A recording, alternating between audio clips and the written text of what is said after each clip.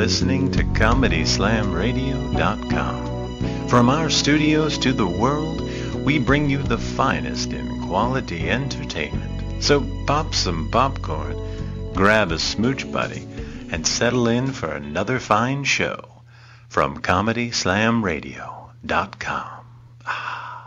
I am the force of nature, the rolling boulder, the edge of the razor, Mr. Heavenly Touch, the one, the only one, the almighty one, touching more girls than Fonzie's kissed. The almighty one, almighty one, the almighty one, almighty one, the almighty one, almighty one, hallelujah. You gotta listen to the show. The almighty one, almighty one, the almighty one, almighty one, the almighty one, almighty one, hallelujah. In the radio. And, ladies and gentlemen, we are back to another Monday night of the Almighty One Show. Hallelujah. Yes, taking blasphemy to another level, the Almighty One Show. The number to the show, if you'd like to call in, is 727-597-4022. And as an added bonus, we have now been upgraded. My show, the Almighty One Show, is proudly part of the Talkwad Network. Please feel free to check out other shows on the network by going to www.talkwad.com. Yes, ladies and gentlemen, you will find other fine shows that is on talkwad.com, like the Let's Be Frank with Dave Frank show, and others as well. You can find stuff on from rockslamradio.com as well. If you are looking to try and figure out where you can reach me, you can go to my Facebook page at facebook.com/The Almighty One Show. Or you can find me on Twitter at The Almighty One 69, or actually I should say Almighty One 69 for Twitter. If you're interested in tweeting me, you twits. Anyway, just a couple things I was going to discuss for tonight's show. The Kansas City Chiefs player that happened over this weekend, Flipper. Apparently Flipper has gotten pissed off lately, and he took a forearm to the face. Yes, ladies and gentlemen. And good grief, Charlie Brown violates the Constitution, ladies and gentlemen. Yes, you heard it first, and you will hear it here on the Almighty One Show. First off, I know that my show is based on a lot about comedy. I do try to touch on things that are of newsworthy to me, newsworthy to the public, newsworthy to my fans. As we all know, this past weekend, if you are football fans, a Kansas City Chief player apparently killed his girlfriend and then killed himself. It was an unfortunate, tragic set of events. And we don't know. I'm still trying to find out the information on that. Apparently, after he had shot his girlfriend, he went to the Arrowhead Stadium, which is located in Kansas City, Kansas City, Missouri, and he proceeded to shoot himself in front of the general manager and the coach of the Kansas City Chiefs team over there. And what saddened is this young lady had died, had a child with Javon Belcher, which is the name of Kansas City Chiefs linebacker. You're going to have to excuse me. I'm at the tail end of a cold, but this woman was young, wanted to be a school teacher. Apparently was shot in front of her mother, from what I'm understanding. It's a tragic set of events, unfortunate. And we wish here at the Almighty One Show, and hopefully everybody at this network, wish these families a speedy and healthy recovery from all this. I know there can be no healing, and this will probably have lifelong repercussions for both family members. As far as that's concerned, no parent wants to see their child die. I know. There's no word for that. There's no expressions of emotion that can pour out for a parent who has to notice his child has died. And like I said, we here at the Almighty One Show really wish the Chief organization, the Javon Belcher's family, as well as the young lady who was tragically shot down, as far as that was concerned. Like I said, and I'm working on getting her name right now as well. And unfortunately, there's just not too many information about her. They haven't released a name that I have seen. If there is an anomaly, if there is a name, I have been looking for it and will continue to look for it. But once again, like I said, we all wish these organizations and everybody who's dealing with this tragic event speedy recovery here at the Almighty One Show. Anyway, excuse me, I'm sorry. Like I said, I am on the tail end of cold.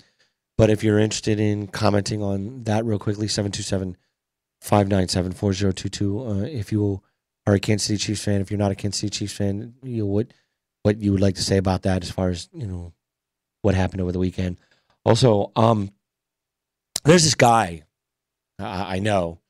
His name is JT, and he has a show that is also proudly part of the Talkwad Network. It is going to be called Second Degree Burn. It will be airing every Wednesday from 7 to 8 p.m. Eastern Standard Time. It is going to be on rockslamradio.com, which is also part of the Talkwad Network. But please feel free to check out other shows on the network by going to www.talkwad.com for more information on all of our shows and all of our networks, because we are growing. Some people like a fungus, but we are growing. On that, he's going to have a show. It's called Second Degree Burn. It's going to be a rock show, obviously, because it is on rockslamradio.com, trying to bring the finest of local bands and international bands and famous musicians into the studio to ask the hard questions and have fun. This week, on the first episode of Second Degree Burn, we will be having a band, or he will be having a band, I should say, that is a Pink Floyd tribute band. They are called Us and Them, and we're going to have them into the studio, play a couple Pink Floyd songs, ask them some questions, promote them, and like I said, just to have a little bit of fun, because nothing's more fun than having a Pink Floyd show. I don't know if we're going to have any lasers in here. We'll see. It's a possibility. We'll try to promote their videos and all the shows that they do, see how they got started. And you will be really interested in going to that. Like I said, it will be every Wednesday night from 7 p.m. to 8 p.m. Eastern Standard Time.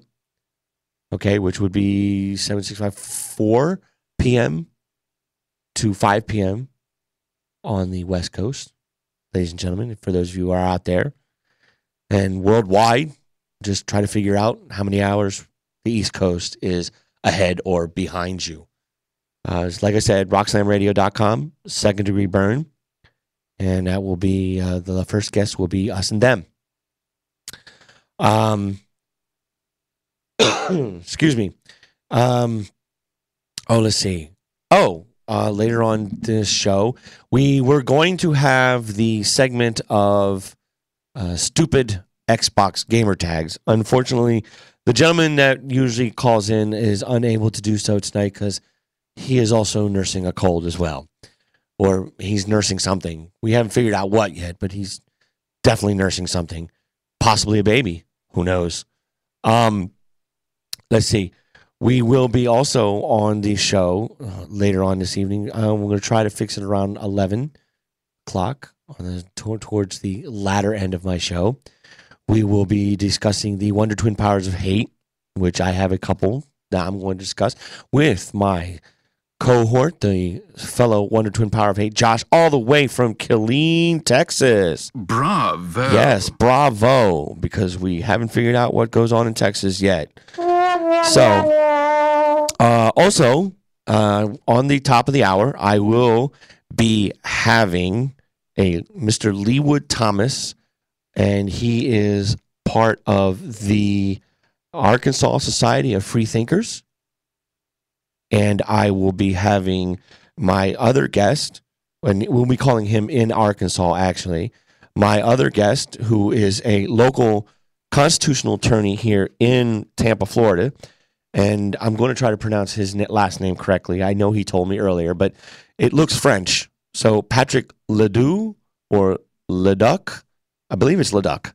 And we're going to be having him on the show, or actually calling into the show as well, to give the other side, because I want to be fair about this, even though I have my own, agenda, and what we're going to talk about, and how I may agree with the free thinkers and how I may disagree with the free thinkers, being a father and everything. So if you are a father of a child, you can stay tuned at the top of the hour to listen to this show as we discuss basically how Charlie Brown has apparently violated the First Amendment of the Constitution of the United States. Yes, ladies and gentlemen, we are taking Charlie Brown to court, along with a few other people. So, ladies and gentlemen, let's see. And as I also said, I'm going to talk about Flipper taking a forearm to the face. And apparently there was a magician who, oh man, there was a magician that, basically decided that he was going to play with fire. And that was hilarious. Well, not hilarious. It wasn't that hilarious, but the tragedy that invented when this magician tried to do a trick on a TV host in the Dominican Republic. So we're going to talk about that probably towards the end of the show. And like I said, ladies, this is a fine show. Ladies and gentlemen, this is going to be a fine show. The Almighty One show, trying to bring to the masses and bring blasphemy to another level. And I think I do that every week. I try to anyway. So, ladies and gentlemen, we're going to take a quick break here, about another minute or so. And like I said, we're gonna get all this stuff talked about. I really look forward to the guests that I have. And as I was saying, the Almighty One show is proudly part of the Talkwad Network. Please feel free to check out other shows on the network by going to www.talkwad.com. All right, ladies and gentlemen, we'll be back in about 6 minutes. Bye.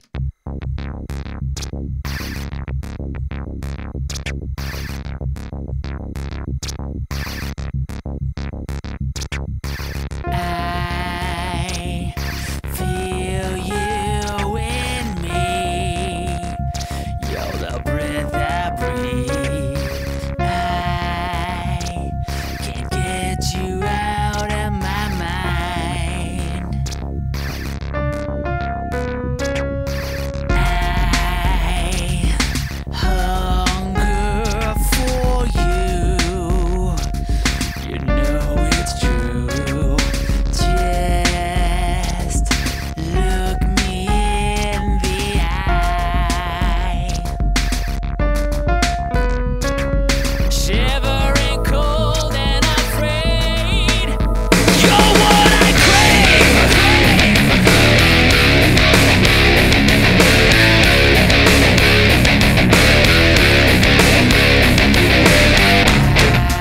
I thirst to taste your skin and lay deep within you.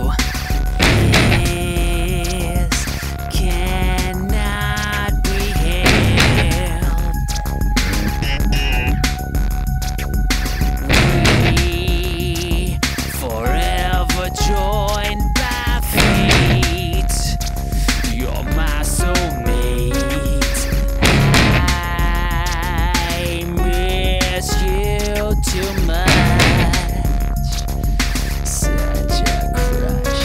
I'm sorry to feel this way. You're what I crave.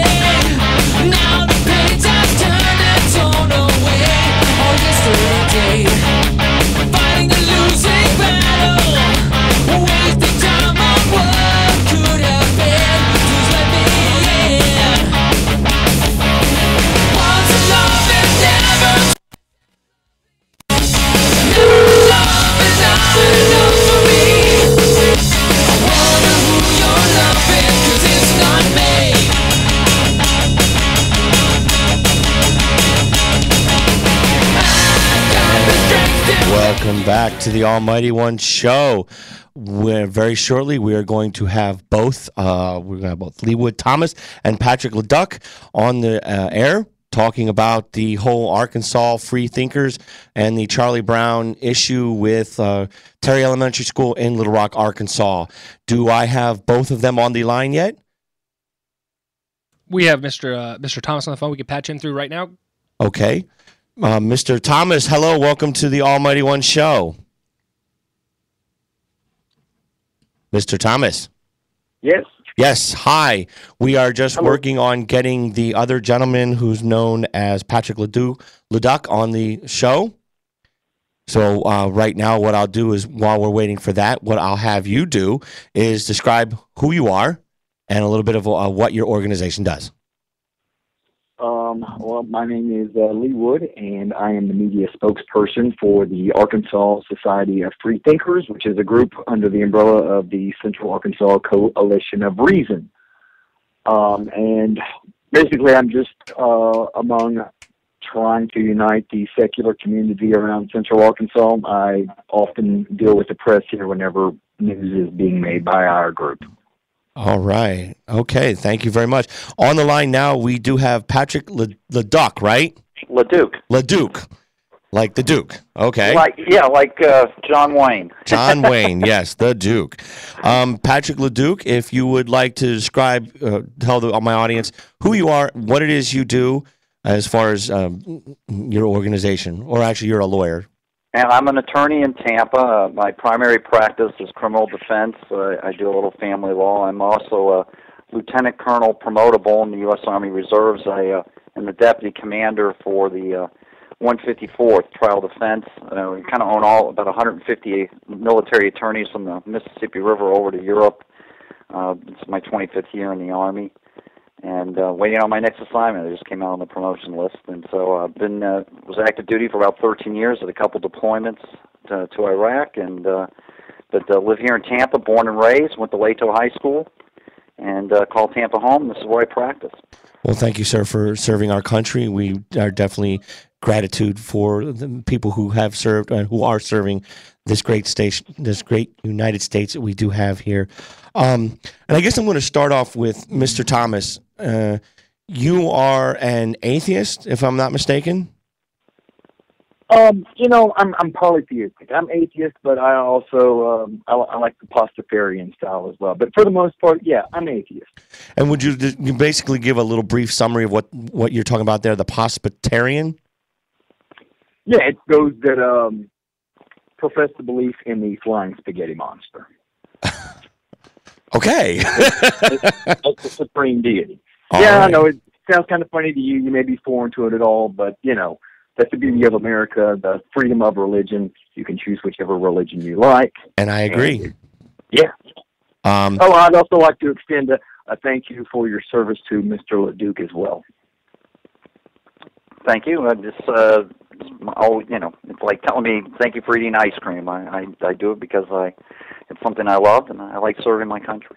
Awesome. And go Buccaneers. And go Kansas City Chiefs. Listen, Mr. Thomas, do you feel that the actions violate someone else's the right to believe in a religion or peaceably assemble as far as religion is concerned? I believe that under our Constitution that, we all have the right to practice our whatever religion it is that we've chosen that we want to be a part of.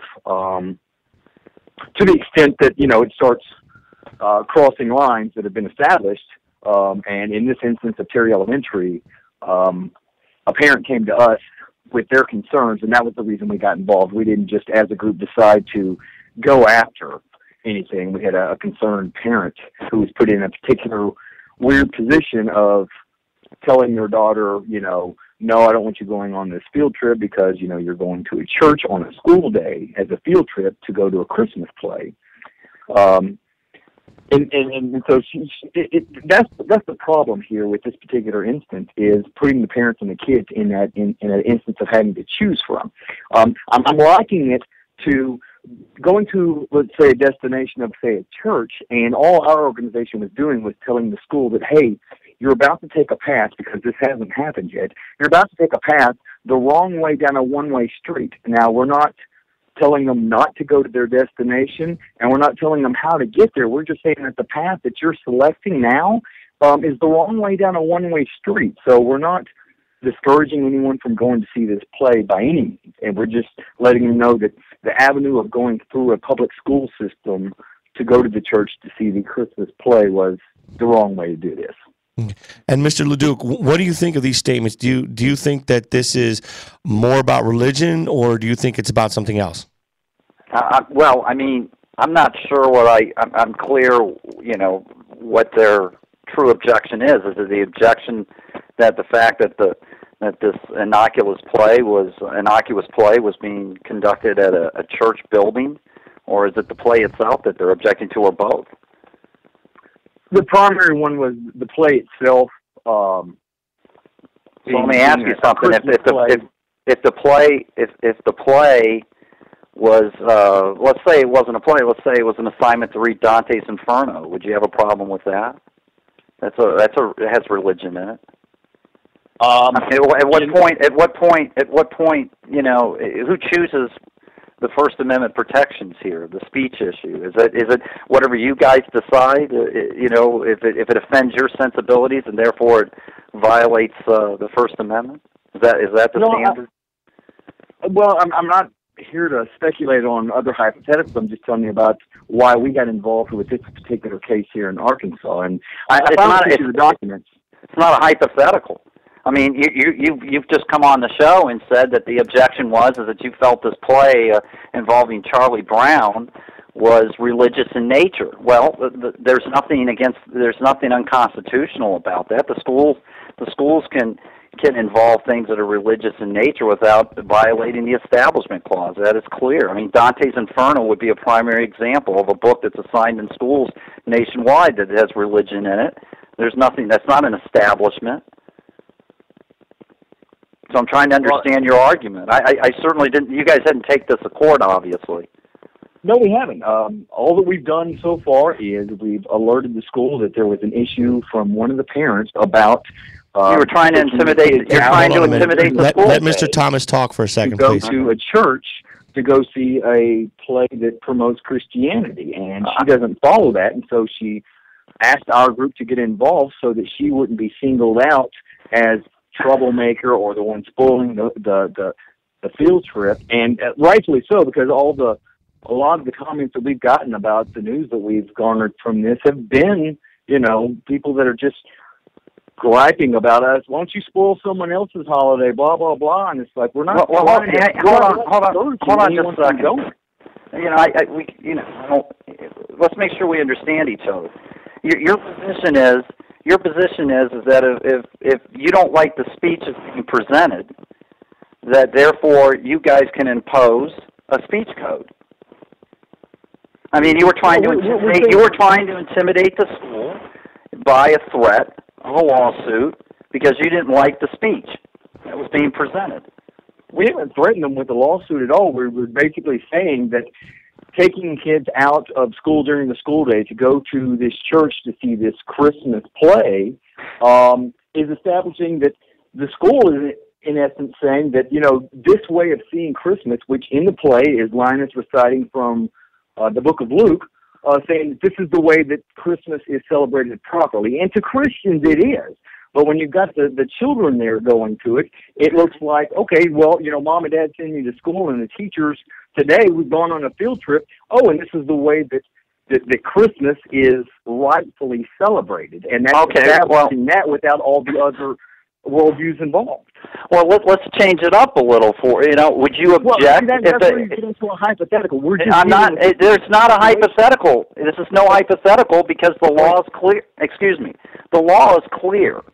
You can present in an educational form religion in school. So let's say that the school decided, instead of taking the Charlie Brown play, that they wanted to teach Christmas as a historical basis, no different than if they wanted to teach Hanukkah or any other Muslim holiday, such as I think it's at the end of Ramadan.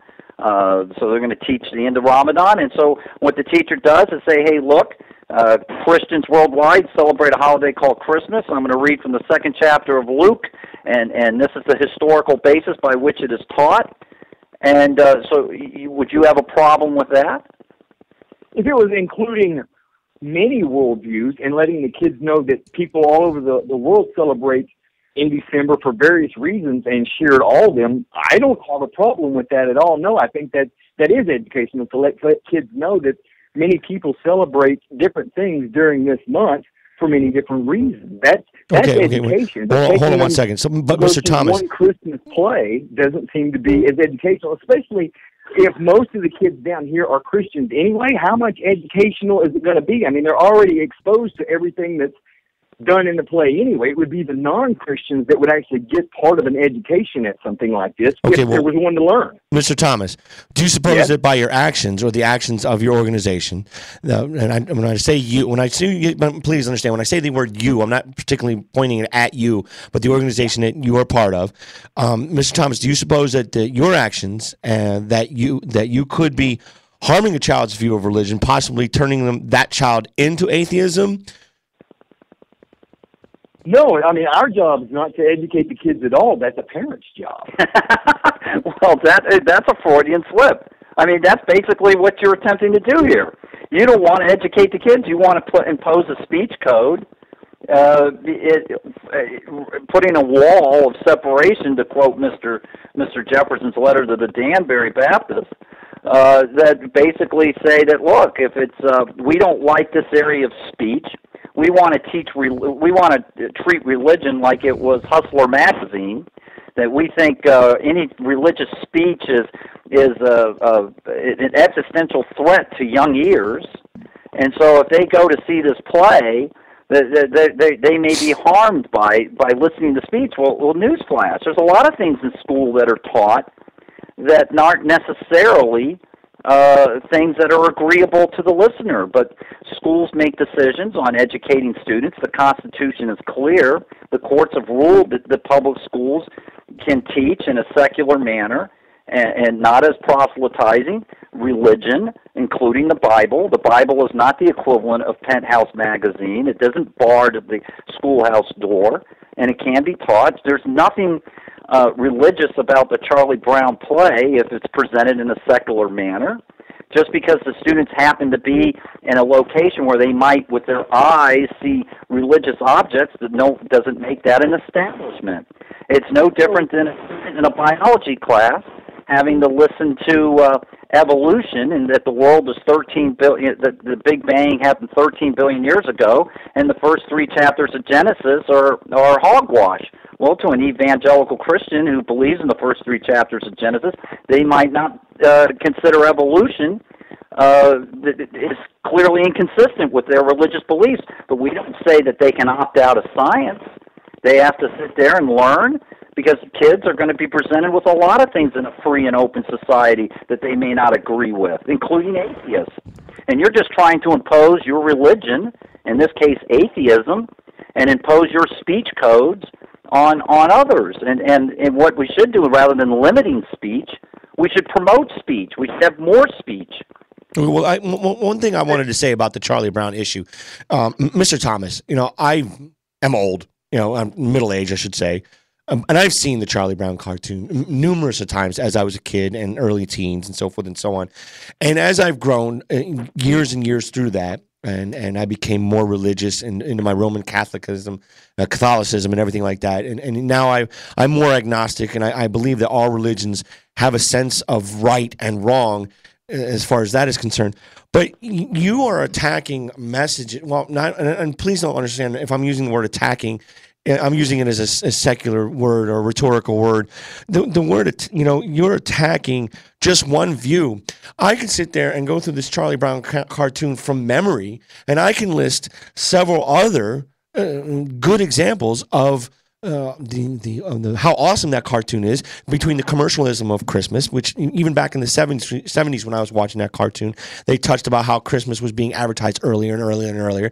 Then there's the whole Santa Claus issue when one of the characters brought up Santa Claus. Now in the Roman Catholicism, back in my day, you were not allowed to worship false prophets. Well, that's basically like worshiping Santa Claus, or believing in Santa Claus is like worshiping a false prophet.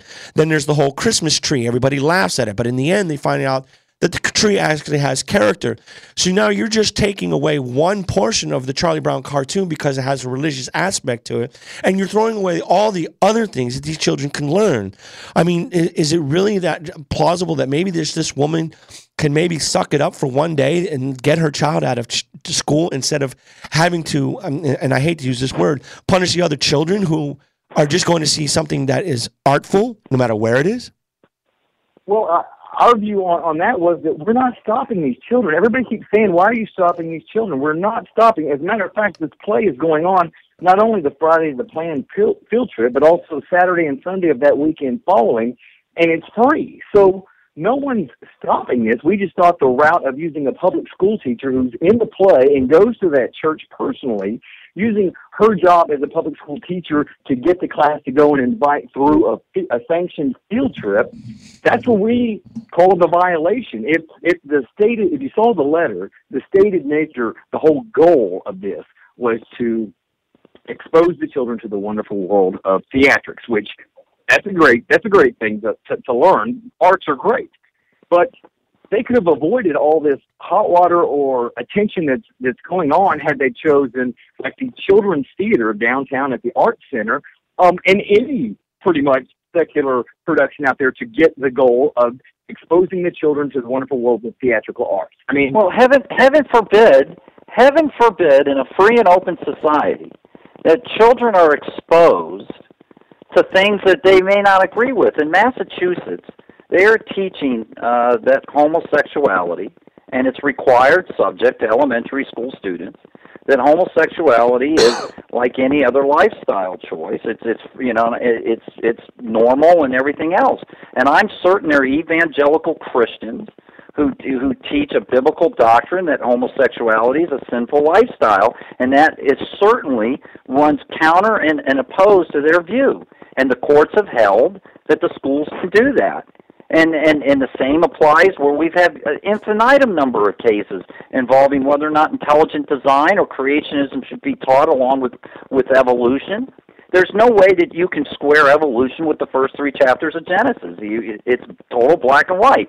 You either believe that man evolved, that we're all part of a chemical reaction, and that we evolved from a single-cell animal onto what we are today, or that God created it, as it says in the first 3 chapters of Genesis. It's pretty hard to marry the two. Well, if you take your Bible seriously, yet you still have to go into biology class each day and learn that, and learn those different theories. And kids are exposed all the time. You know, we tell people, if you don't like what you're watching on TV, turn the channel. This is a free society. It has speech in it. Speech oftentimes promotes points of views that I might not agree with. We've fought wars over the ability to protect speech. But here, we have an organization, the Freedom from Religion Foundation, and your organization up there in Arkansas, whose sole focus is to promote your speech, but deny others the ability to practice speech that you guys find offensive. And so it's okay if somebody else's ox is being gored, but the minute that you feel like your little sensibilities are being run over, that your religion, and let's not mix words here, atheism is as much a religion as any other religion, and it's been found that by the Seventh Circuit Court of Appeals. And the Supreme Court has held that you don't have to believe in a deity to have a religion. There's a lot of religions out there that don't believe in one or a single deity. So when you start viewing the atheists as just one religious minority along with all the others, but they're trying to impose their religious standards on Christianity and Islam and Judaism and Buddhism and all the rest, and they want a leg up, then you start to see this for what this really is. And that is a group of people trying to impose their value system and their viewpoint on everyone else. And my point is, and the point of my law review is is that the water's warm. Come on in. Let's have more speech. The answer isn't limiting speech.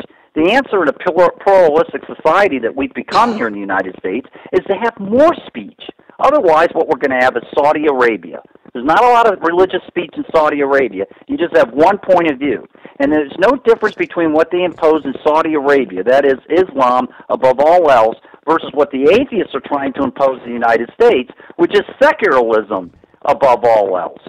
It's just basically, there's not an ounce of difference between the Saudis and the atheists in terms of what they're trying to impose. No, I disagree with that a little bit, but I think they have some of the same opinions. The Muslims, if I'm not mistaken, disagree with the Christianity or any other religion other than Muslim.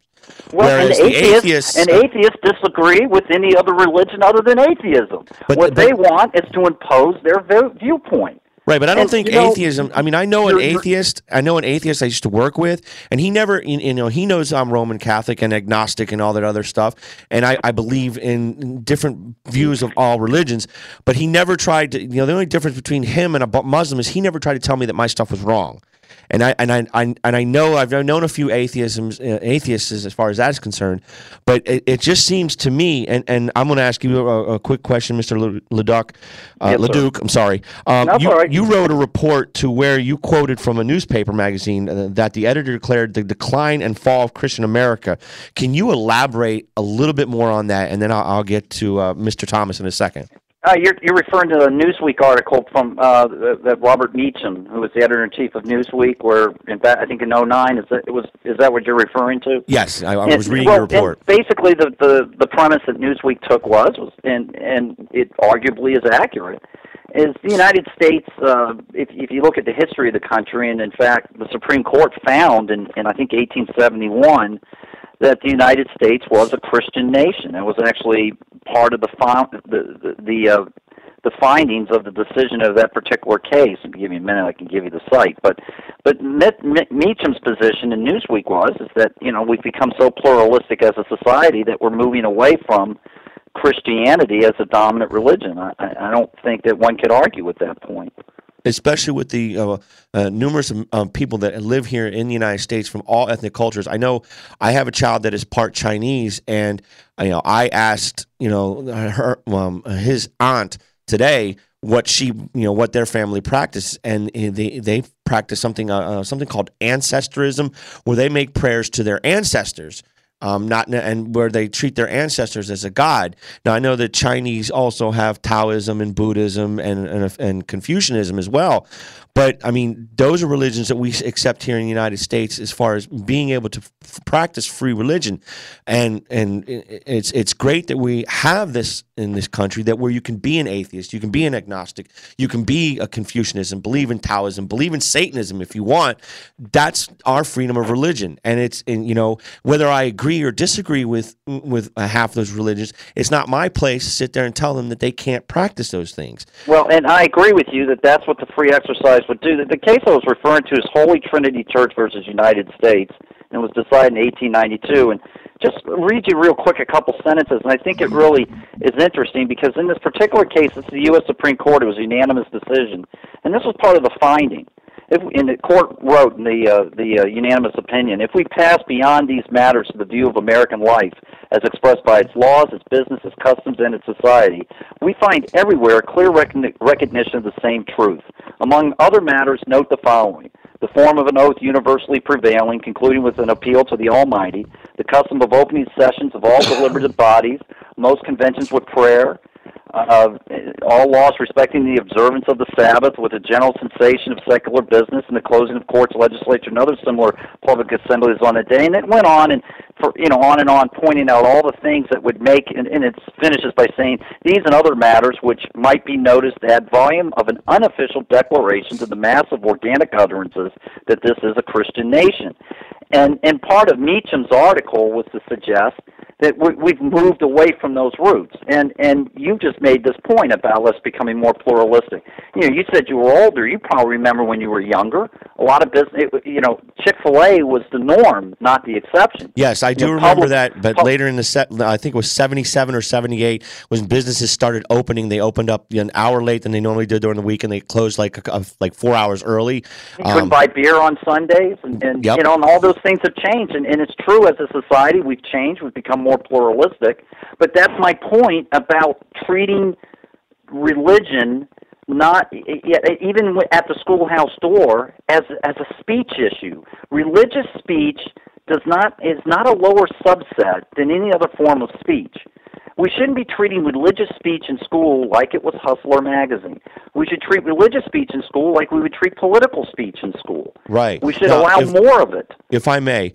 Now, Mr. Thomas, you did mention that you believe that what they are doing is a separation of church and state. They're violating something called the separation of church and state, is what I believe your organization did say. If I'm not mistaken, please correct me if I'm wrong. Yeah. Okay. Well, I got the First Amendment right in front of me, and it basically says Congress shall make no law respecting an establishment of religion or prohibiting the free exercise thereof or abridging the freedom of speech or of the press or the right of the people to peaceably assemble and to petition the government for a redress of grievances. Now, nowhere in there does it even mention that there is to be a separation of state and church. The only thing is, it says, from what I'm reading at it, is that they will not the Congress and government, our government, will not establish a religion, which is why we colonized the United States of America, because England had their own angelic religion over there, and Britain and England, all that stuff. And if you didn't go by what the English government said, then you were basically accused of heresy. Now, if there is no mention of the separation of church and state, why would atheist groups and other non-religious groups bring that up? Because the phrase, the common layman term of separation of church and state came about outside of the Constitution, but by the Founding Father to reiterate the concept there. And court cases have been decided, and they've also used that layman phrase of separation of church and state, even though it's not verbatim there in the Constitution. And your point earlier about there needs to be more dialogue, I agree with you there. And in doing so, I mean, the Society of Free Thinkers, we agree that if you're going to teach about religion, you should teach about all religions. My question, I guess, to you would be, since you know Charlie Brown so well, how many worldviews are they promoting or educating kids on within that play? Well, you don't have to promote every worldview in 30 minutes. It's not how education But that works. would be the open dialogue, right? I mean, that's what we're for. Is if you're going to educate kids on religion, don't just pick one. Show them the plethora that there are to choose from, and let them know how all the people around the world celebrate. That's the problem we had. Is this particular play promotes one religion only. Hey, well, okay. So is it your intention that they teach 50 world religions in 30 minutes?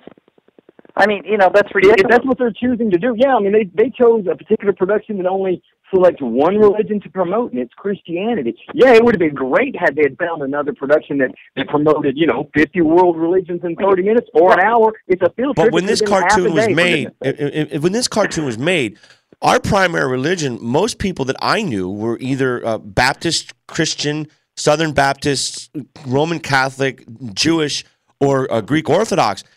Really, I don't think a lot more mainstream religions, and I know I was young back then, but if I remember correctly, there are a lot of more mainstream religions. Even when I was in my 80s, and when I was growing up in the 80s, I didn't start hearing about other religions. And when I went into high school, I learned about Confucianism. I knew about it from watching some of the Charlie Chan cartoons and the Charlie Chan episodes. They talked about Confucianism. You learn about that stuff, but they had other shows like Charlie Chan which talked about Confucianism. Now, I hate to say it, but hey, that's a religion, and we had TV shows on it. You had the show Kung Fu, which taught about Buddhism and the spirit of that, as well as in within that show. So you learned about Asian cultures. So for you to sit there and say, well, Charlie, I mean, what if we were to sit there and say, oh, well, we're going to invite people to see a showing of the play, the original series of Kung Fu with David Carradine. I mean, that's talking about Buddhism and the religion that those people teach. Can you imagine a society, American society, where let's just suggest for a moment that these organizations have their way. I'm sorry, who's speaking right now? And this is Patrick LeDuc. Okay. And can you imagine a society where we teach kids, where we have a complete absence of religion, where we don't teach them Christianity as an historical fact or the historical figure of Jesus Christ, where you know. To stop people from being offended, we've changed AD and BC to BCE, before Common Era, and instead of AD, I think it's after Common Era, ACE or what have you. But the point I'm making is that the idea that we would send young kids to watch Charlie Brown so that they would learn the historical fact behind Christmas, something they're going to see every year. You know, it would be an important thing, I think, to teach a historical fact about Hanukkah. I mean, kids ought to learn. Well, you know, why does a good percentage of Americans, or not a good percentage, but a percentage of Americans celebrate Hanukkah? I think it's important for kids to understand that. What about Islamic holidays? You know, we live in a world that's becoming smaller by the day. And I think it's more important that we get to know the world around us. And religion is a major part of people's lives. And to understand who these people are that you will have to deal with in an open society, you ought to know a little bit about who they are, and that includes their religion. Right. Well, okay, so wait a minute. Mr. Thomas, getting back to some of the things that I said about the whole Confucianism and Charlie Chan and everything like that, I mean, what would be the difference of us letting these kids see a Charlie Brown commercial about Christmas, about Christianity, and all the other secular views that Charlie Brown that I aforementioned before, and them going to see a view of Kung Fu or Charlie Chan and his beliefs of Confucianism? I mean, you're basically saying by that also that if they were to go do that, then you would disagree with that as well? No, I believe just like the law, Mr. LeDuc does, that we should know more about more religions. I mean, that only helps you with a better, more rounded sense of who you're dealing with in the world, because not everybody wears their religion on your sleeve, so you can't just look at somebody and decide, oh, they're a Christian or they're a Muslim or, you know, whatever. So getting to know a little bit about all of them would be great. But so you have no objection to Charlie Brown now? No, it's not that. It's just that this particular one play that they're going to is just promoting one religion only. Who says that's what they're doing? But this is in a non-secular church, if I'm not mistaken, right? This is in a non-denominational church, if I'm not mistaken, from what I read. Agape, it's rather evangelical, but it's still kind of non-denominational by that. Evangelists are kind of non-denominational. I've never attended, so I don't know. Do you have an objection to kids driving past churches on their way to school each morning? No, they might see a cross to and from. They might see a cross. I mean, you know, a church, walking inside a church. A cross. That's people exercising their religion. They're purchasing land in order to put houses of worship on it. You know what? Now, people do not catch. Hold on. Mr. LeDuc, if you could let him speak for just 1 second. I'm sorry. I real quick. This is not like the flu. A kid doesn't walk into church and catch Christianity. You know, and that's what the suggestion is here. That these poor young eyes, the minute they walk inside this church, they might breathe the air in there and be infected with Christianity. And that is just, with all due respect, that's jumping the shark. That's just silly, which is probably why these guys didn't sue, because they knew they didn't have a case. Okay. Mr. Thomas, do you think that this is an affront to religion at all, or really just a parent concerned that their child cannot go? I mean, I was not allowed to go to several things when I was in elementary school and junior high because I was a bad boy. And, you know, hey, I got teased about it. Guess what? I'm grown up. It doesn't affect me anymore. I mean, are you really taking off a little bit more than you can chew, or is this really just about religion?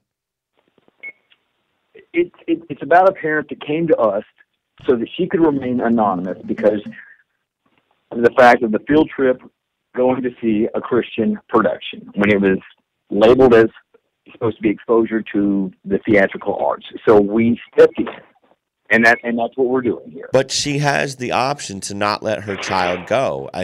I guess that's the only thing. Why punish the flock for one person? I wonder if it would make news if every church in town offered a field trip every Friday, and everybody could just opt out whenever their particular denomination wasn't on that field trip. But that's not happened. That's never happened, and that's not what's happening. Well, This would be no different if they wanted to take the kids to a mosque, to go to an Islamic cultural center, for example, to teach the kids. I mean, let's trade it up. I wouldn't support evangelical Christians complaining if the school decided that they were going to take the kids to the local Islamic cultural center to learn about what goes on in Islam. I don't believe that a kid is going to suffer and end up becoming a Muslim because he breathed the air inside a mosque. It's not a disease. To me, I think that would be actually more educational because the majority of people here are Christian, and they probably would learn a lot more from going to a mosque and learning about that than they would going to things. But that's not to say that just sending them to a field trip to just learn about the Muslim religion would be as okay, and this is not, because that's not what I'm saying. So based on this now, you guys are going to withdraw your letter based on this new position that you've just created. Because basically, what's good for the goose is good for the gander. You don't have a problem, so you guys should just basically, in fact, based on this, you're endorsing the field trip for Charlie Brown. I just heard you endorse it. This is a good thing. We've accomplished something. I think what he's endorsing, he doesn't mind the Charlie Brown thing. He just minds where it's at. And nobody doesn't mind the mosque. No, the Charlie Brown production is just promoting one particular worldview, which is the Christian view of what Christmas is all about. And it's saying that if you don't celebrate Christmas like this, then you're doing it wrong from the Christian standpoint. And the school is taking the kids there to see that. And so that's establishing that the state, in essence, is saying that, well, celebrating this way, this particular religious view, that's okay. Okay, well, let me say this. Let me say this real quick. Do you ever remember the I guess you could call it musical years ago called Jesus Christ Superstar? I have seen that. Now, I watched that when I was a kid. I know God for certain that the Romans did not carry subatomic machine guns while they were talking to Jesus. Obviously, I was educated enough by my parents to say, no, there was no guns back then. So by the same token, you can sit there and say, well, okay, I learned from my parents my religion, but when I got into high school, so what you're saying is now that you want the separation of church and state, which is not really stated in the Constitution by the First Amendment. So now what you're saying is now that we shouldn't have little shows and little plays and education on several religions. I mean, when I was in high school, I learned about Chinese religions, Japanese religions, Indian religions. I learned about the religions in Russia. I learned about religions, in the nomadic religions. I learned about all that. But if you're going by the separation of church and state, then we shouldn't have in God our trust on our money. I mean, there's so many things that we have out there now that, it just doesn't make sense. I mean, I don't know whether you agree with that or not. No, I personally, I would like In God We Trust removed off of our money, and that's not pushing an atheist agenda, because if I was pushing an atheist agenda, then I would be pushing for In No God Do We Trust to be on all Americans' money, but that's not the case. Our motto of In God We Trust should be something that all Americans can stand behind, and currently, In God We Trust, that's not the case. Well, let me try to throw something else at you. I once saw a picture that had a black man, an Indian, and I'm talking about American Indian now, that had a Chinese person and a white guy, a white American, and I can't remember the race of the other person. Now, they were all praying to God for this American soldier that had passed away. Who cares what God it is? They're praying for an American soldier. So you can sit there and say, in God we trust. But that doesn't necessarily say in the Christian God we trust. It could necessarily mean the Jehovah's Witness God, who they call God Jehovah. It could mean the God Muhammad. It could mean the God Buddha. It could mean whatever the American Indians believe in. So you're taking the God and you're only making it secular towards Christianity. But, you know, as a free thinker, and I'd like to think you are, because you sound like a very intelligent person. I've enjoyed talking to you. Why not think of it that way? It's God, but it's not necessarily the Christian God. You're still dividing the country. You've now included everybody that believes in a deity, not just a certain deity, and excluded everybody that does not. So the and 99. The reason for dividing everybody like that, when it went back to E pluribus unum, that's something that all of us can get behind. And everybody's personal religious preferences are still theirs because your position. Hold on, let him speak for a second. Yeah, I'm sorry. Well, his position is Hold on. the lowest common denominator. Mr. Thomas, were you finished? Yeah, I was just saying that you should get behind something that all of us. Religion tends to divide people, and like a national motto is not something that needs to be divisive. It needs to be all inclusive, and when you add a religious element to it, it by nature divides us, and that's not something, because it's not saying that nobody should have a religion or dictating what religion. It's just more inclusive. If we went from in God we trust back to E pluribus unum, that's something that all Americans can get behind as a national motto, where the current one, you've got to divide, and all Americans do not stand behind. Well, let me ask you a question. When Congress put under God in the Pledge of Allegiance, 1953. Thank you. I was going to get to that. Do you know what the vote was in the House? Any idea? I'm sure it was overwhelming, because at that time we've got the Red Scare. 432, if I recall, 432 to 0. And Hawaii and Alaska weren't states yet. I think it was 430 something to 0. And in the Senate, it was unanimous. It was 96-0. Okay, and it doesn't seem very divisive. I mean, this idea. Well, that's because that's elected officials. You know, we've only got a handful in this day and age. We've only got a handful of secular elected officials, and look at the population. It's not evenly as appropriate as the nation is, because the country has. You would deny the country what it is in terms of its historical values and what the framers intended by the Establishment Clause, all for the sake of sacrificing all that on the altar for your small religious group. Again, I make the point. If you view atheism as a religion, then all this is understood. And the fact of the matter is that this country has a historical basis in Christianity.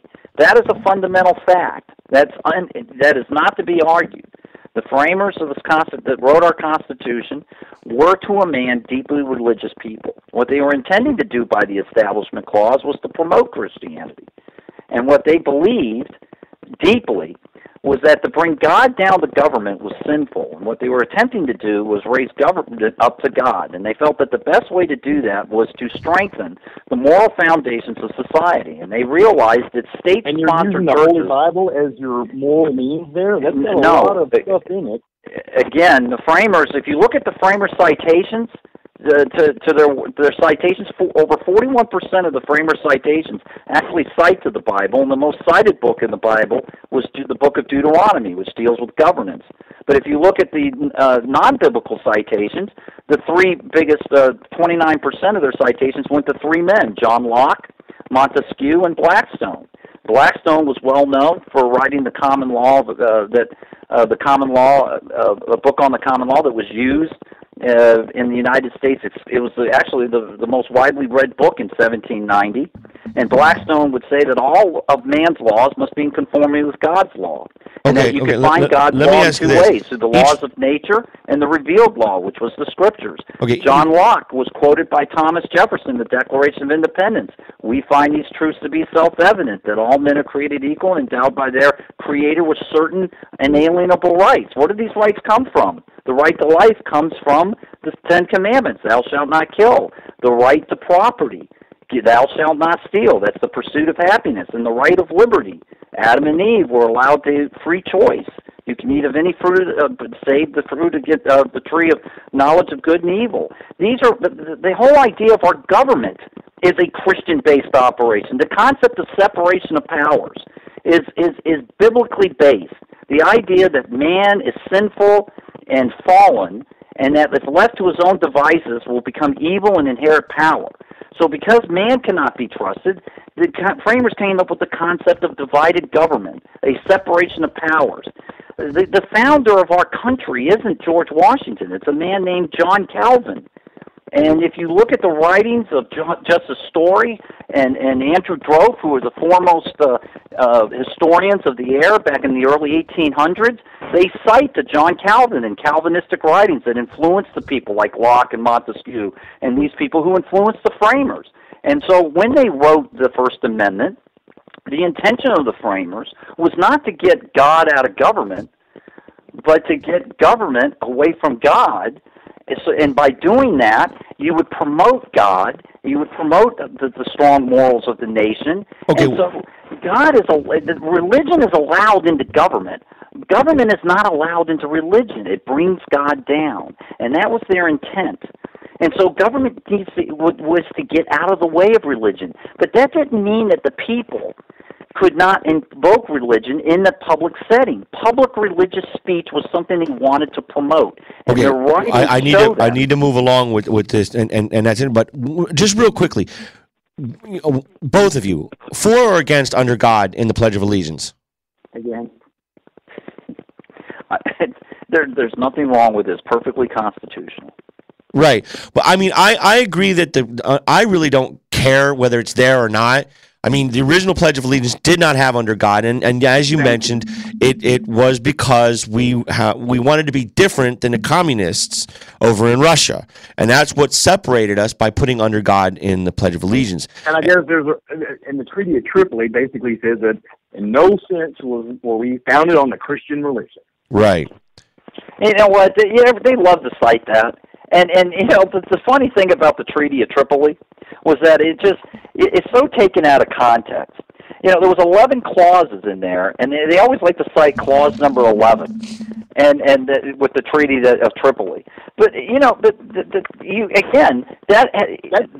treaty. Dry. I mean, that pretty much states it, though. Well, then you have to deal with a unanimous United States Supreme Court decision in 1892, the Holy Trinity Church decision, which I cited, where the Supreme Court specifically found that this was a Christian nation, specifically as part of the decision. All right, the Treaty of Tripoli, which was signed between Jefferson and the Libyan government in between Madison, in 1812, does not at all impact the constitutional interpretation of the Establishment Clause and what the framers were intending to do in 1790. Okay? And that is just that. Really, you have to read that treaty in its historical context, and I just love it that they love they love to cite that thing, and it's just ignorance, frankly. Well, no, I don't want any name calling, and no, I'm not name calling. I'm saying when anytime I hear that, it's just woeful ignorance in terms of his lack of understanding what was going on in that period of time in history. Okay, Mr. Thomas, I want to move on here. Is your organization a nonprofit organization? Yes. Okay. Well, churches also fall in a nonprofit organization. In that case, you could argue that atheism is a religion, which you've discussed, and even if it's a religion of non-belief. Because we share 501c3 status. I mean, there's lots of nonprofit organizations that aren't religious, right? Like, but March of Dimes, that kind of thing. But so are you we've already established that atheism is a religion, even if it's a religion of non-beliefs. Okay. Now, I don't think it's a religion. That's your words, not mine. Okay. You were the one who brought up the spaghetti thing. So, I mean, that is a religion. That is a religion, and it's separate from atheism. That's why I said I'm polytheistic. Ah, okay. I misunderstood you then. But it is, and then by saying that your religion, rhetorically speaking, is also violating your own views of separation of church and states, because an atheist organization, and I know your organization is of atheism and agnostics, and there was a couple others that I read. I can't get off the top of my head right off the top of my head, but you're violating your own rules in a sense by getting yourself involved in an organized religion, and your organized religion is trying to trump another organized religion. Would you say that's an accurate? I basically, it's just our organization exists to educate people as a watchdog group for separation of church and state violations down in the South, which happen all the time, everywhere. And in this particular instance, serve as an advocate for someone who did not want to suffer the backlash for standing up. Well, like I said, as we've seen from all of the news blogs and whatnot, the comments coming back are hitting us instead of the individual that was affected by this. And I agree. So rightfully so. But by the same token, you've put yourself into a position. I mean, it's like if you're going to open up the can of worms, and trust me, I myself have opened up plenty of can of worms, then I've got to be able to take the backlash. And sometimes I can, and sometimes I can't. But by your organization allowing to represent yourself, and I may be using the wrong wording here, but allowing yourself to represent this woman who has the complaint, who brought the complaint to you, then by that same token, you're allowing your organization to take that can of worms from the people. And quite honestly, I think what you should do is tell that woman, hey, look, while it's a problem, you have the right to not take your child to school.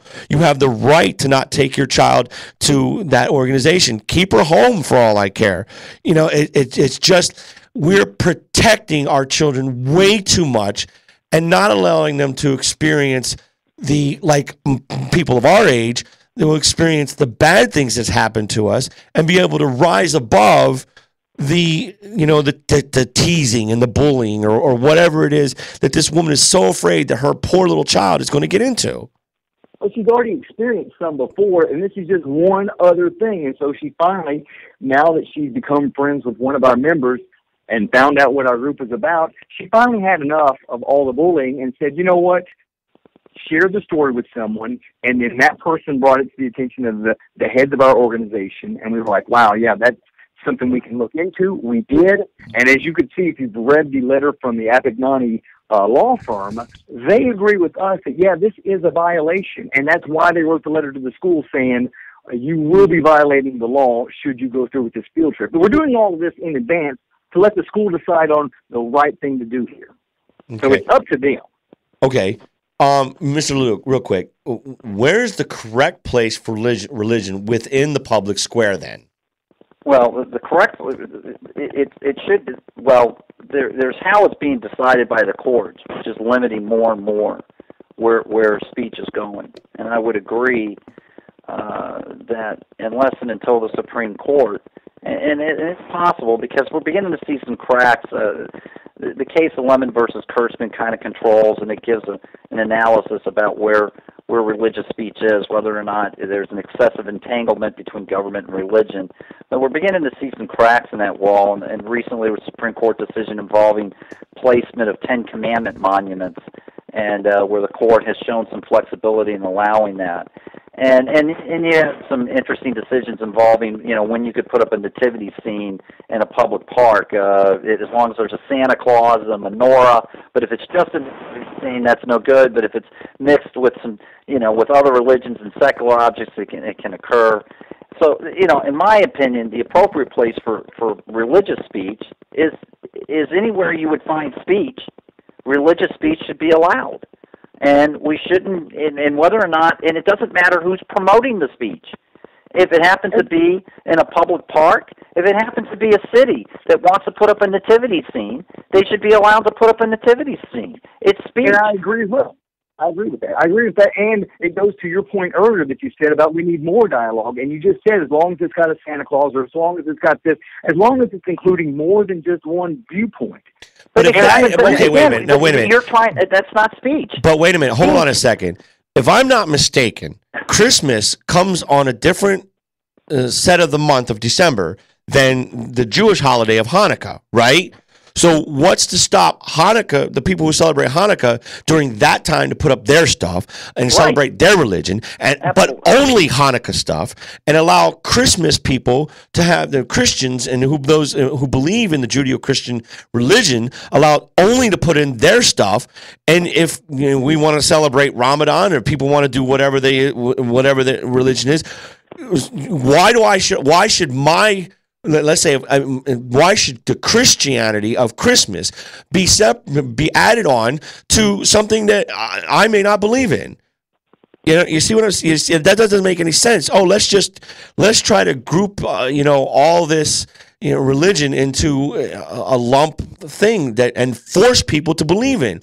That's like me. That's just like me. Believing, but I think it's a non-discriminatory kind of policy that the government has about, well, if we're going to open up our lawn to the Christian viewpoint of what they're celebrating here, we're also going to open it up to the other religions, like you said, because there are a plethora of displays. But that is not what you guys are attempting to do, and you know it. And you come on the show. Our instance is here because this particular play is promoting only one worldview at all. The cartoon's only 15, 16 minutes long. You got to stop. You got to cut it out. That's absurd. Hey, if I am wrong on this, then they will go. Hold on, one at a time, Mr. Thomas. Your position is an absurd position, and you know it. And it's too cute by half. Your position hold on just a second. Go ahead. Hold on just a second. Hear me out. Your position is that because Charlie Brown, in the course of 30 minutes, doesn't give a nod to Confucianism, Judaism, Islam, and everything else, it's a no-go. And really, all you're trying to do is find a hook by which you can compel your speech over all others. And what speech is it that I'm trying to promote? You're trying to deny others from engaging in speech. That is all. Absolutely. You would deny anyone to go to this play. How are we trying to deny it? Like I said earlier, you're denying the. I think more. Well, hold on. I think, Mr. Thomas. I think what you're denying. I think what you're denying, Mr. Thomas, is the place. Who are you? Who died and made you king of England? Well, hold on. Who is it that made your group Mr. the arbiter of how speech is to be performed? Mr. Ledoux. Hold on a minute. I think what Mr. Thomas is saying. Play with this one religious viewpoint. I think what Mr. Thomas is saying is he's not so much about against the play, although even though he has several times committed to saying that it only teaches one portion of the religion. Even though, Mr. Thomas, there are other important lessons to be learned in that other than just the religion. I think Mr. Thomas's organization has more problems with the place. I mean, you have to understand it like this, though, Mr. Thomas. Think about this for a second. Suppose this was being put at an establishment that maybe charged the actors to rent out the place. Then you would have to charge the students or the teachers, or they would have to come out and maybe that might have to come out of tax money. Maybe they don't have that sort of thing. Maybe parents don't have enough money to pay. So now it becomes rich versus poor. So now you're able to get a free show. And yes, it's at a church, but it's at a non-denominational church. So what's the real difference in now instead of versus Catholicism versus non-Catholicism and rich versus poor? Maybe parents don't have the money to send their kids to this play. Then what? May I just take a question here, and I think I could settle this all with one question. Ready? Because Arkansas is a big football state. Jesuit high school, a public school is going to play a Catholic school in football on a Friday night. The 45 football players from Plant High School, a public school, all have to travel to Jesuit high school. On the football field at Jesuit High School is a big cross, which can be seen by all the 45 football players who have to take the football field at Jesuit High. In fact, Jesuit High School's football field, for purposes of this hypothetical, is made of AstroTurf, and they're called the Jesuit Crusaders, and they've got a big cross in the middle of their field. Now, do you have a problem that Plant High School, a public school, is going to play Jesuit High School in football on a Friday night, and that all the public school students from Plant will have to subject themselves to being at that football game, seeing these religious objects? Is there a problem with that? Who's forcing them to go? I was unaware of the particular football schedule that you speak of. Well, guess what? In Arkansas, I guarantee you got Catholic schools, and I guarantee that Catholic the schools are all over the play country, Catholic my friend. schools in football, and I guarantee that your objection here about the kids watching Charlie Brown at a church is no different than you should go ahead and tell the public schools to stop playing Catholic schools at their home games because they might subject themselves to being in an area where religious objects might be seen. And that's an absurd position. It's unsupportable, and that's why your organization isn't trying to sue. But what your organization does try to do is coerce through these types of tactics so that you can promote your viewpoint above all others. And it's fair game, and I get it, but I think sooner or later people aren't going to be bullied by it anymore. And I think the sooner people begin to realize that you guys are just like any other religious group, and treat you guys like the rest of all of us schmoes out here, and treat you guys as badly as the rest of us, then we'll all be better off. And the interesting thing is, as you said, hey, if we just remove God and we trust from the coins and this and that we won't be as divided. Well, of course, in your view, we won't be divided because the 1% of you guys out there are atheists will be all happy. The 99% of us aren't going to be unhappy, or will be unhappy. Well, it's a free country. We have our framers saw to it that they were going to give us a lot of freedoms. One of them was the ability to practice religion. One of them was the ability to promote speech, even speech you might not like.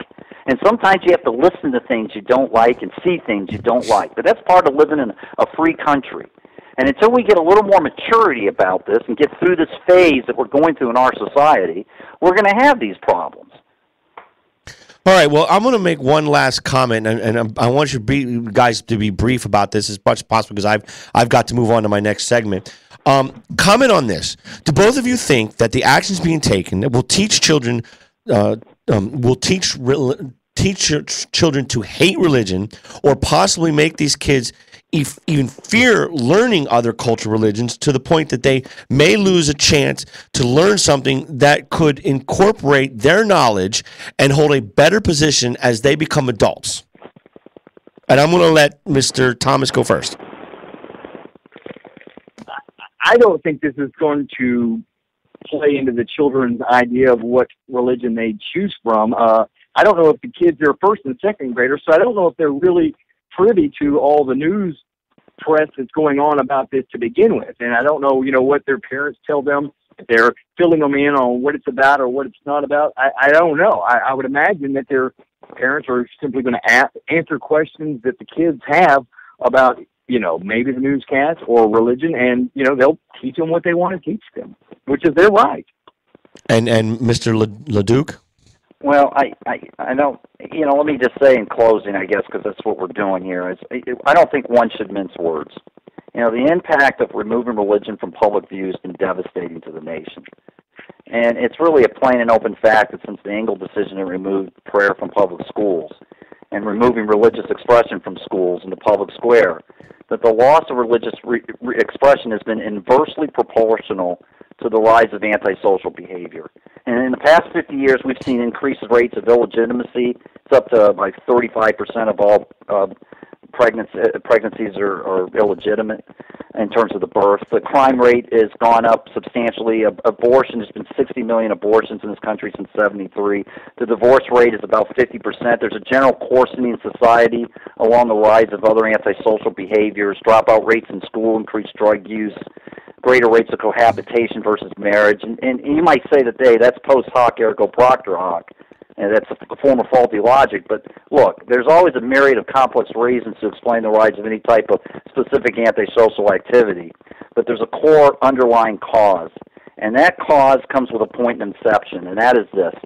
When you remove principles that the Christian religion teaches, that there are certain fundamental objective truths, and you remove that at the altar of saying that everybody's moral code is subjective and you can't impose your morality on me, then what happens is everyone becomes a god unto themselves, a religion unto themselves, and that has an impact on society.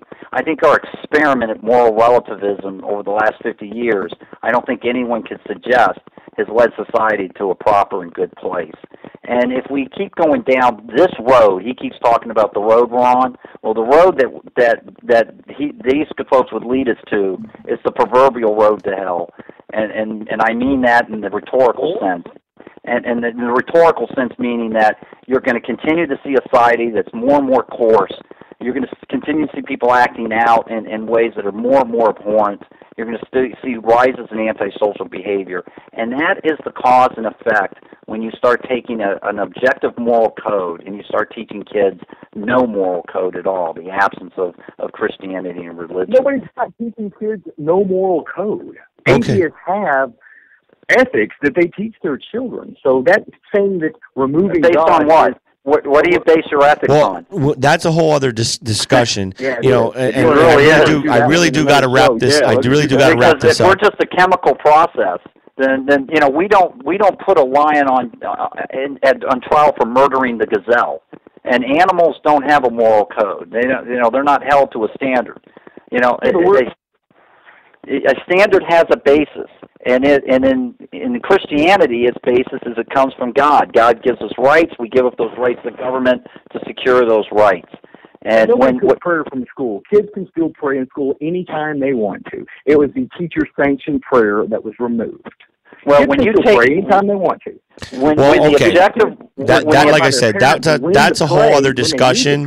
That's a whole other discussion, and I really do have to move on. But it was great talking to both of you. I would like to thank Leewood Thomas, and I would like to thank Patrick LeDuc for both of you offering your insights into this. And maybe in the long run, really, what we should do is take the road less traveled. I mean, maybe that's the good advice to take on this. But I really thank the both of you for calling into the show, and I really hope that maybe this can be absolved in some sort of way. Maybe these kids still will be able to go. Maybe there's some common ground that we can find on this. And like I said, I really thank both of you on being on the Almighty One show, and I really enjoyed your company. But I have got to move on. And Thank you, and happy holidays. Happy Merry Christmas. Okay, happy holidays, Merry Christmas, whatever you float your boat. I like both of them. So thank you very much, and you have a nice day. You too. Bye-bye. I'm going to go take a quick break, and we'll be back in a few minutes with the Wonder Twin Powers of Hate.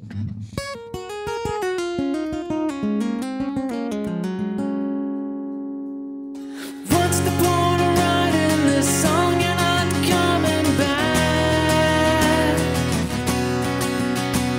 I've said all I've got to say. It's gotta mean nowhere, and that's a fact. I poured my heart and soul on the page and then gave it a melody. I've labored for days and days on what to say, and it's God sent me nowhere fast, grasping onto memories past. Nowhere fast, got to let it go at last. Nowhere fast, I've spent all this time and it's gotten me nowhere fast. What's the point in holding on? You've already moved on. It's plain to see. Nothing I'll do or say will make an impact, so let it be. I've wasted another night trying to get it right one more time. Not much left to say, if only one way to read between the lines. And I'm nowhere fast, grasping onto memories past. Nowhere fast, got to let it go at last. Nowhere fast, I've spent all this time and it's gotten me nowhere fast. So I'm gonna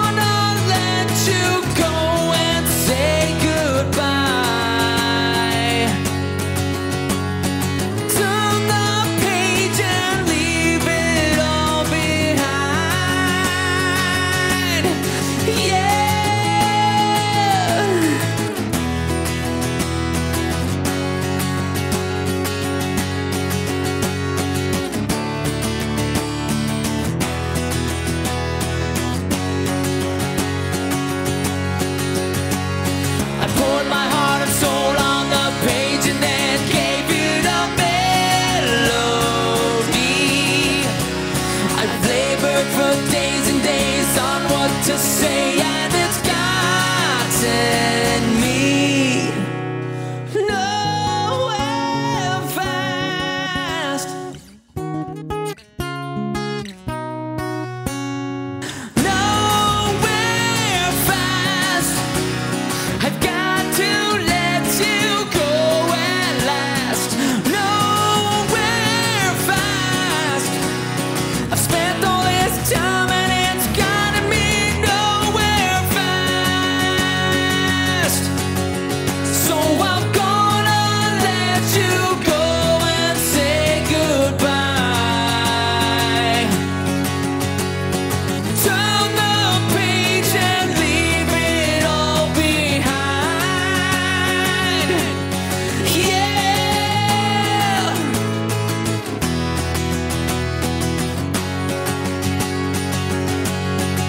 So I'm gonna let you go and say goodbye.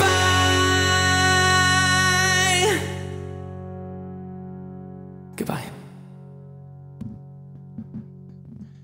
And welcome back to the Almighty One Show. We're supposed to have the Wonder Twin Powers of Hate on to the day. Unfortunately, we cannot get a connection onto that. I think there's something wrong with his phone line, but that's no matter. We're going to continue on with the Almighty One Show. For anybody who just listened, we had Mr. Patrick LeDuc and Mr. Leewood Thomas as part of the show. I wanted to talk about the whole Charlie Brown thing, and really, I thought it was an awesome interview. I really enjoyed both their listening to them, and I thank them for calling the Almighty One Show, and I hope maybe sometime again we can do this with each other again.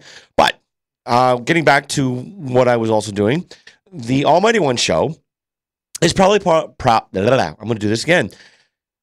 The Almighty One Show is probably part of the Talkwad Network. Please feel free to check out other shows on the network by going to www.talkwad.com, ladies and gentlemen.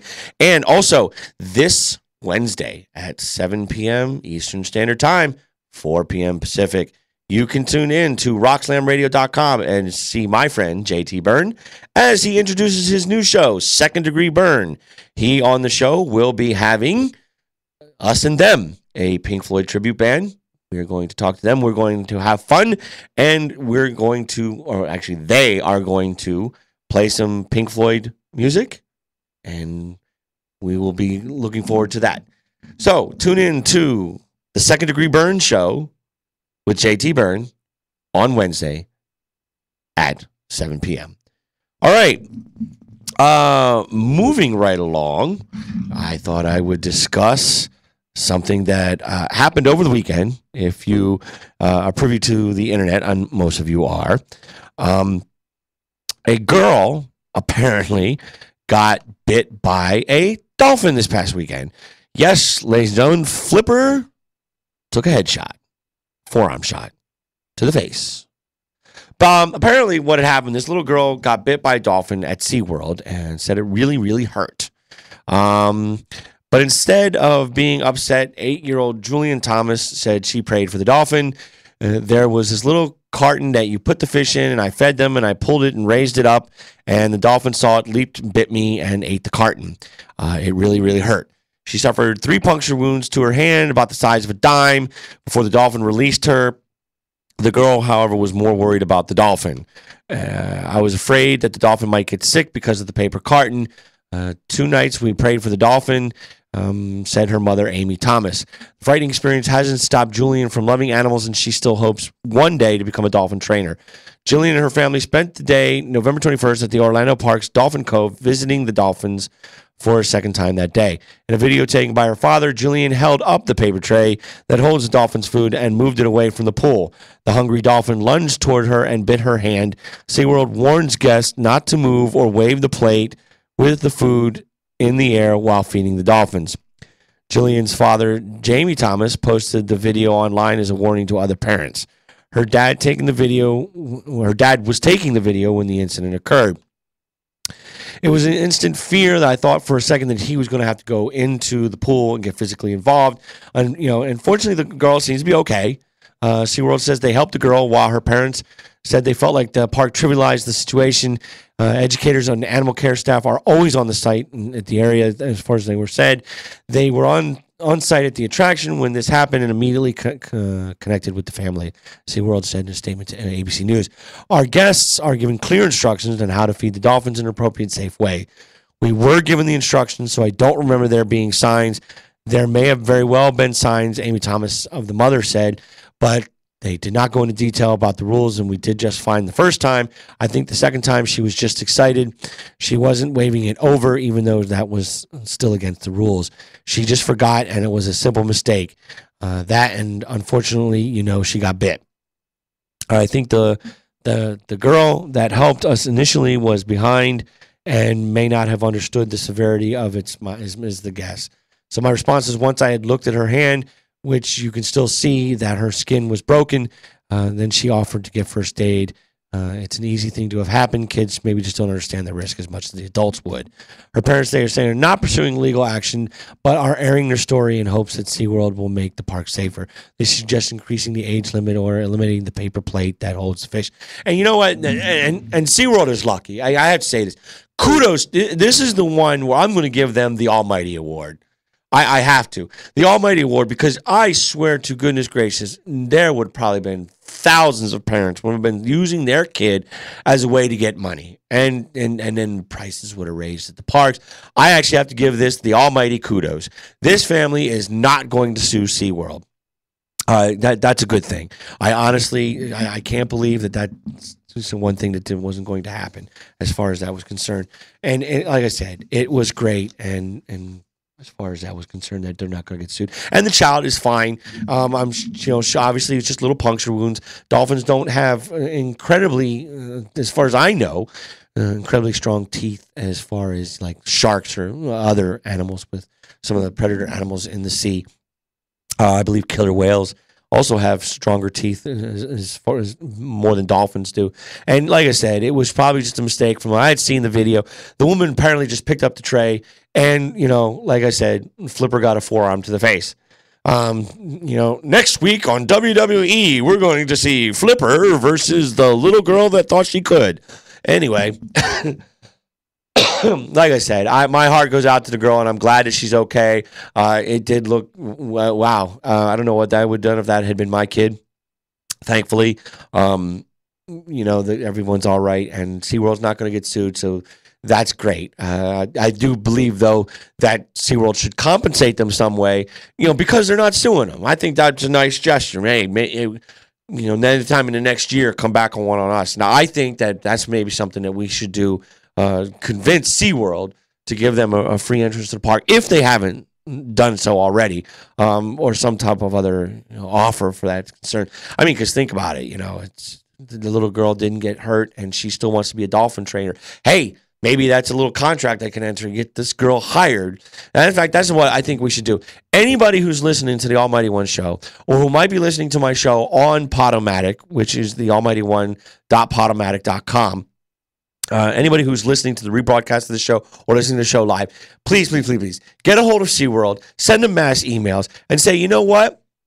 You should enter in a contract with this little girl and let her get not only a job at SeaWorld, if that's what she chooses, in either Florida or California, and maybe, here's a thought, give that girl a scholarship to attend some dolphin training school or dolphin biology school. So this way she can further education. I think that's a good idea, and I would really like to see that happen. I'm going to start the petition. I'm going to email SeaWorld and say that this girl should be given some type of scholarship from SeaWorld to go attend some type of biology school for dolphins and that sort of thing. And I think they should offer her a job when she turns of legal age to work.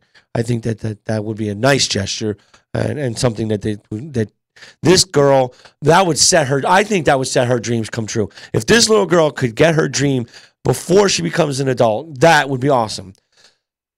Now make it a 9 bonding that if she decides to change her mind, she can go do something else.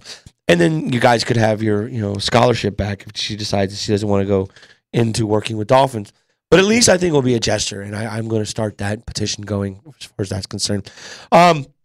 Ladies and gentlemen, I am going to be ending my show very early. Next week, I am working on a couple of new comedians from an organization called Omnipop, and they've been fantastic with getting me people in the past. I've got a couple people in mind, and both of them have starred in It's Sunny in Philadelphia. So that's going to be an awesome show. We're going to see what happens with that is concerned. But like I said, ladies and gentlemen, I am grateful to the fans that have listened to the Almighty One show. I'm grateful to you. I'm grateful to the fact that you make this show possible, and you fans are the ones that make me want to come out here each and every week and do this. Especially, as you can tell, I'm nursing a sore throat, but I'm here for you. Every Monday night from 9:30 to 11:30 is when my show normally airs. Now, we only have 2 more weeks left in the year for the shows. So after the 17th of December, we're going to take a couple weeks off to celebrate Christmas with our families and our loved ones, and so forth and so on. I will rebroadcast on Podomatic some of my rear aired shows. The shows where I show my rear, ladies and gentlemen. So I'm going to re-air some of my past shows, some of my better shows, maybe the Wanda Sykes interview, the Tom Arnold interview, try to link them together somehow and put a show together. And you can re-listen to that. Like I said, anybody who really is interested in getting a hold of me, my Facebook page is facebook.com/The Almighty One Show, or you can reach me on Twitter at Almighty169 on the Twitter, and you go ahead and tweet me and so forth and so on, and I'll get back to you and try to post funny things. You get my shows there. I repost each and every show, usually by Tuesday or Wednesday, so that you can listen to it and I can see what my viewers are doing. And like I said, tune in Wednesday for the Second Degree Burn show. That will be a new show by JT Byrne, and we're going to have us and them on it. Ladies and gentlemen, like I said, my name is The Almighty One. My show is The Almighty One and is probably part of the Talkwad Network. Please feel free to check out other shows on the network by going to talkwad.com.